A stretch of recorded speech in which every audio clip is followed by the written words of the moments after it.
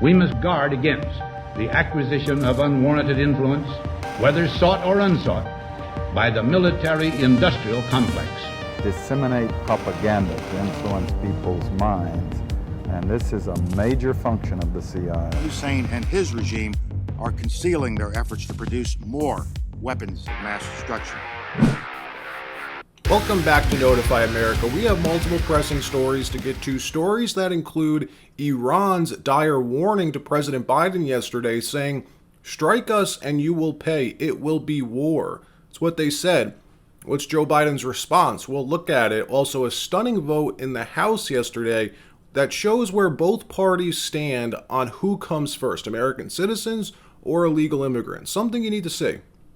Also, big Fani Willis, the Georgia DA who is prosecuting Donald Trump right now, who's already in hot water after allegedly hiring her underqualified married boyfriend to be the lead attorney in the case and vastly overpaying him, by the way, for his services, is now in the hot seat again as one of her employees leaks a recording of Big Fani appearing to look the other way over corruption from within her office and then terminating the employee who tried to stop it. Also, more stories from around the world that matter, that corporate media doesn't want to touch. But before we get started, thank you for liking and sharing these videos. It really helps me out. And make sure to subscribe to the channel to continue receiving these daily updates. After 3 American soldiers were killed in a UAV drone strike last weekend, a terrible story, the White House vowed to hold Iran responsible. They've been broadcasting their plan to strike Iranian assets for days now, something we called them out over. As all the war hawks in Washington were beating their chests, demanding retaliation, it looked like Biden was walking us straight into a hot war with Iran. So far, he hasn't done that, and I'm shocked that I'm actually giving Joe Biden credit for something. But you got to give credit where credit's due. Knock on wood, at least. So far, he hasn't bumbled and fumbled us into a nuclear war. Hopefully it stays that way. Yesterday, Iran sent a message to Joe Biden via Switzerland that any attack on Iran personnel, any soldier, any citizen, even on any inch of Iranian soil, would constitute an act of war, and America would pay, they said, saying it would be war. Meanwhile, Israel conducted its own strike yesterday, targeting an Iranian IRGC convoy in Damascus, killing a high-ranking IRGC official. Iranian Revolutionary Guard Corps official Razi Mousavi is the commander of Iranian forces in Syria. Well, he was confirmed killed by Iran this morning, blaming Israel, though, for the attack, not the U.S. In another story, 150 Democrats voted against deporting illegal immigrants charged with drunk driving. If you receive a DUI, you'd be immediately deported under this bill. 150 Democrats voted no, 59 voted yes. The bill passed the House and now moves on to the Senate. So who are these 150 Democrats opposing it? Why so many of them? Who would vote no on this legislation? Well, let's listen. Here's the president explain a few years ago when he was running for office. Watch this. He's going to not be there because she is, quote, undocumented, and ICE agent is going to pick him up. So how do you change the culture? You change the culture by saying you're going to get fired. You're fired if, in fact, you do that. You only arrest for the purpose of dealing with a felony that's committed, and I don't count drunk driving as a felony.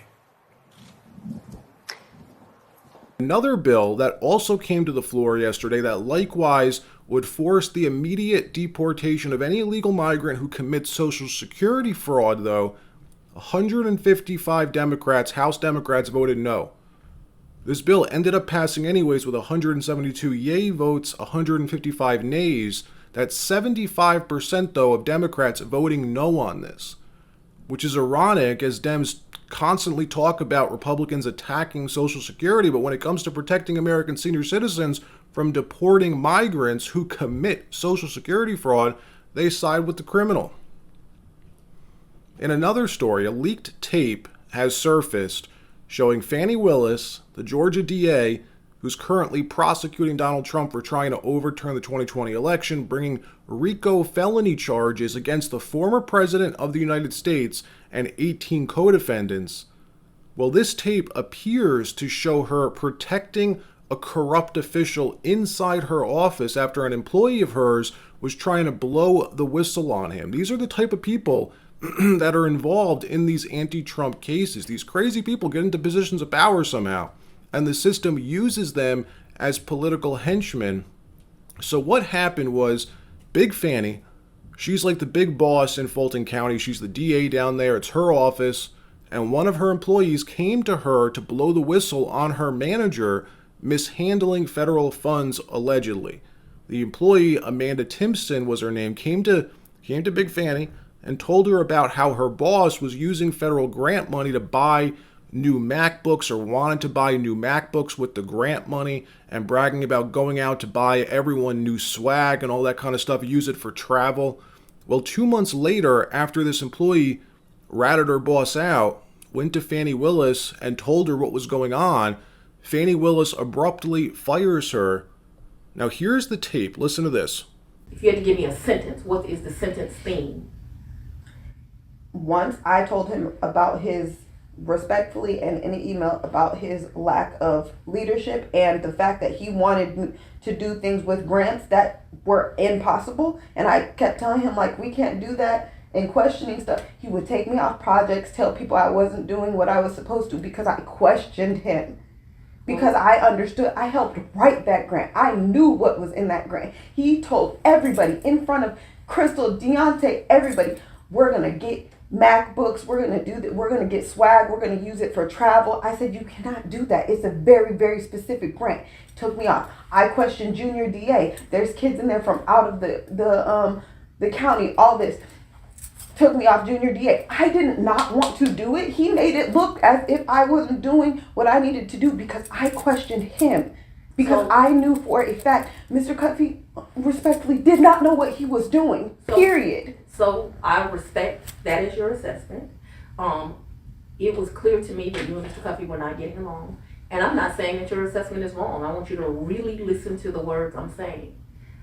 Cuffey, and this is my personal opinion, to one woman to another, is dangerous to your administration. He tells people, when I reached out to you, he told me, you think your word is safe?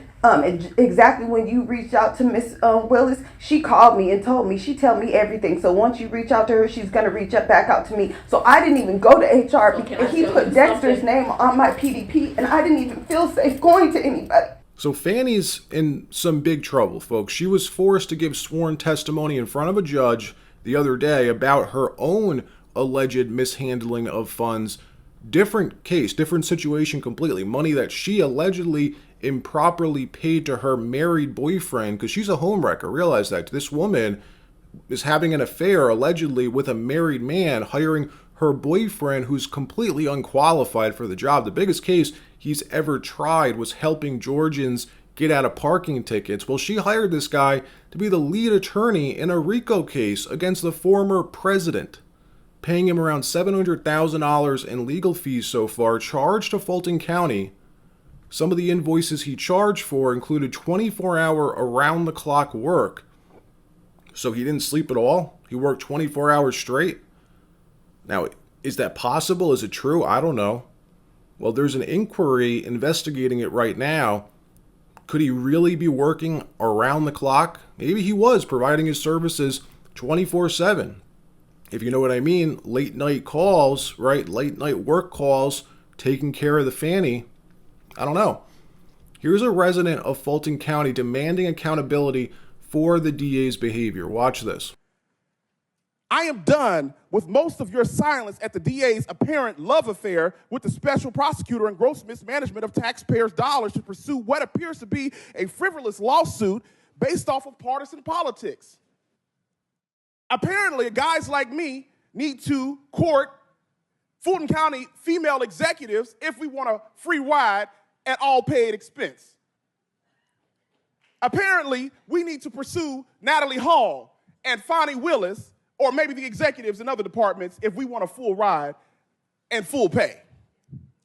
The DA appears to be trying to protect past elections, but upon information and belief, she's trying to interfere with future elections by trying to convict a candidate before the general election. I'm requesting a financial audit to be done by the county auditor of the district attorney's office immediately. There is no way that you get more money when you're spending money, allegedly, for unnecessary and frivolous purposes. In another story, the Republican majority in the House moves forward with articles of impeachment for DHS Secretary Alejandro Mayorkas, probably the worst DHS secretary in history. This guy oversaw the creation of the Misinformation Governance Board, remember that? Defending it still today that it was a good idea. He's in charge of CBP, by the way, Federal Border Patrol. That's why the House is trying to impeach him. Over 3 million illegal immigrants entered the country last year in 2023 under his watch, refusing to do anything about the huge inflow. Texas had to do it. Now, if he wants to actually do his job, but he can't because he's just following the president's orders, following his boss's orders, then he should resign and tell us that. Instead, he goes on national television all the time saying how the border's secure, how we have the most secure border in history under this administration. The guy's a liar.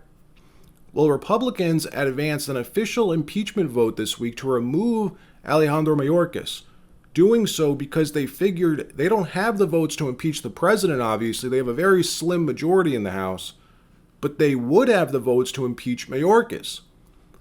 Well, already the first rhino popped his head out of his hole, Republican Ken Buck from Colorado, showing everyone whose side he's really on, coming out late last night on corporate media telling NBC that Mayorkas isn't so bad. It's not his fault, he said, and he opposes impeachment. This is a Republican, folks. Watch this. You were previously undecided. What led you to decide you will vote no? Well, this is not a high crime or misdemeanor. It's not an impeachable offense. This is a policy difference. Let me, from the outset, say there is a crisis on the border. The law needs to be enforced. But if we start going down this path of impeachment with a cabinet official, we are opening a door as Republicans that we don't want to open. The next president, who is a Republican, will face the same scrutiny from Democrats. It's wrong, and we should not set this precedent. Yeah, this guy definitely needs to get primaried. All right, that wraps up this episode. Like, subscribe. We'll see you next time.